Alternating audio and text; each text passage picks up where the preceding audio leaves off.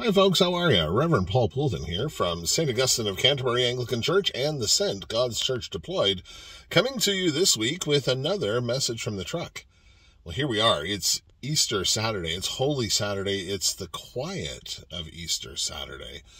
We're not yet ready to celebrate the resurrection. We've come from that place where we've just laid Jesus into the tomb yesterday, and we're in that quiet, reflective place right now, getting ready for the great celebrations that will come tomorrow. Now, I've got a little bit of a secret for you. I've read ahead, and I know what the readings are for tomorrow, and you're not going to be particularly surprised when you get to church tomorrow and find out what the result of this whole Lenten journey and Holy Week and this Triduum weekend. You're not going to be particularly surprised when you get to church tomorrow. I think you probably know how the story is going to turn out. But there was one part of the story that really sort of caught my eye, and I wanted to share a little bit with you, share a little bit about it with you here in this week's Message from the Truck. See, it's a part that's often mistaken or often overlooked. It just sort of gets a cursory note, a cursory mention, and then we move right on to the important part of the story. But the part that I want to share with you today, it's right at the very beginning of the passage from Matthew's recollection of the arrival at the tomb on Easter morning. So the women disciples have made their way back to the tomb. They're going to anoint the body and take care of it, as is the Jewish custom. And when they arrive at the scene of where Jesus' body has been buried, they experience this significant earthquake. And the earthquake is because an angel has come from heaven and has rolled away the stone. It has shaken the very ground that they stand on. And I don't think that's particularly surprising. I don't think it should be a surprise that there would have been ground shaking and it would have been earth-moving moments for the women as they gathered at the tomb that morning. But I want to draw your attention to the next piece of the passage, the next verse of the passage, that says that the two guards that were there were terrified, and they basically played possum. They acted as though they were dead. They stood still, they lay still, so that nobody would think that they were alive, and if this was something coming after people, maybe they would be left alone. And you know what? I gotta tell you, the number of times that I've just skipped right on by those soldiers who were guarding the dead man, first of all, the fact that they were terrified by what they had experienced that morning.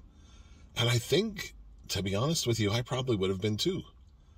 I know that if I had been one of the disciples and if I had been following Jesus around and he had shared so many times that after 3 days I will rise again, after 3 days I can rebuild the temple, after 3 days death and sin will be no more. But I still think that morning of would have absolutely terrified me.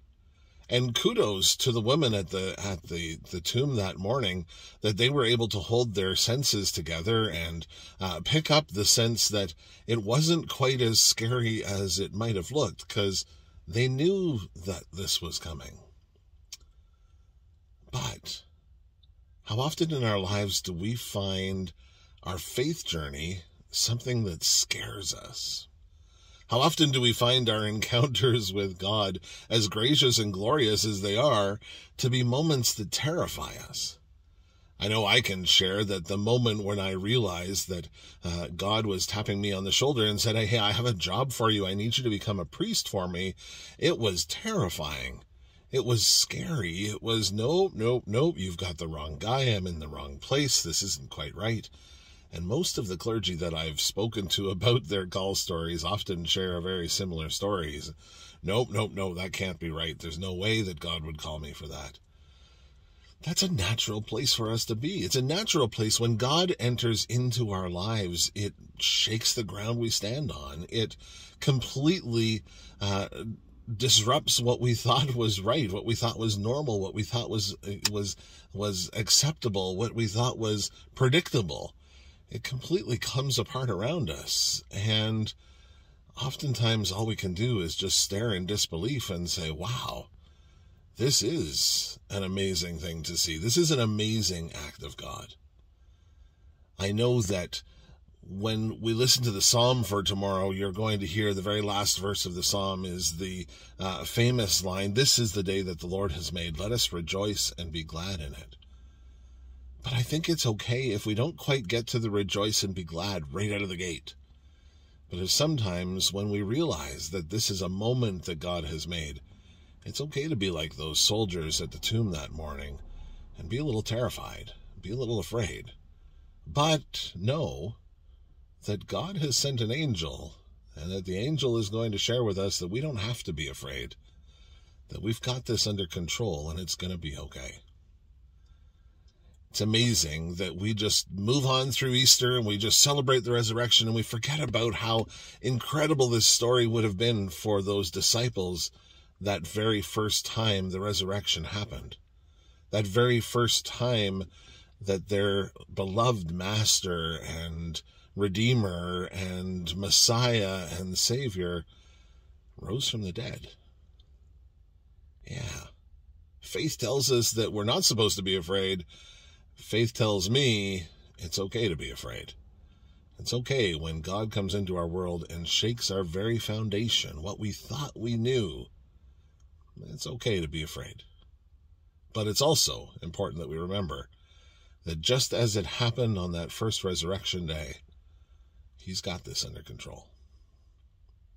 Thanks be to God that He's got this under control. It will be a glorious day that the Lord has made. Well, I think that's it for right now. I don't want to go into any more depth on that because, well, there are sermons tomorrow, and I certainly don't want to step on anybody's toes that way. But just to sit on that for a minute and think back to what that first experience would have been like, I think is really important for us all to do. Now, tomorrow morning, there are services all over the place. I know that there are communities. Some communities are even gathering this evening for Easter vigils, and there will be sunrise services, and there will be regular services at regular times, and there will be all of those wonderful things that happen tomorrow. And I hope that you're going to be able to make it to one of them, at least. I hope that your Easter journey will include an opportunity to gather for prayer, an opportunity to gather to praise and sing those great Easter hymns that we all know and love. And if you're not able to make it into any buildings, well, for heaven's sakes, make sure you join us online as we share our online worship service at the Cent at 11:30 on Sunday morning. It is going to be a glorious day, and it is going to be a wonderful celebration. And it is going to be a week of, for the clergy, catching our breath and saying, wow, that was fantastic. What an amazing journey through Holy Week. Hopefully you've been able to take part in some of those Holy Week events yourself, wherever that is and however that was for you.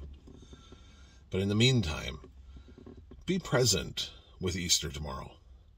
Don't jump the gun. Don't get to the story before the story happens. Let your emotions truly sit with you. Let your feelings truly come to you.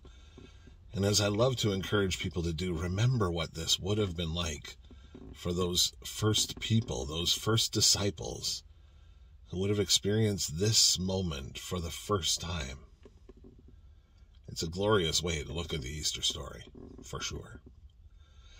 I'm not going to share any announcements because I'm fairly confident that there is nothing going on in any churches in the next week as we all start to recover from what has been through our Lenten journey and our Easter celebrations, except to share with you that we are only about 12 days away from the next book study, as we prepare ourselves to study a little bit about how we Anglicans are a little bit different than other denominations in the Christian church. So looking forward to celebrating that with you on Tuesday, the 25th of April is our first week as we enter into that conversation. But for right now, I think it's Holy Saturday, and we've all got things to do. We've got turkeys to buy and hams to put in the oven and all of that kind of thing. So for right now, I invite you to keep the shiny side up and the rubber side down. Blessings to you all on this glorious but maybe scary Easter weekend. It's a blessing to be here with you all. Have a wonderful day. Bye for now.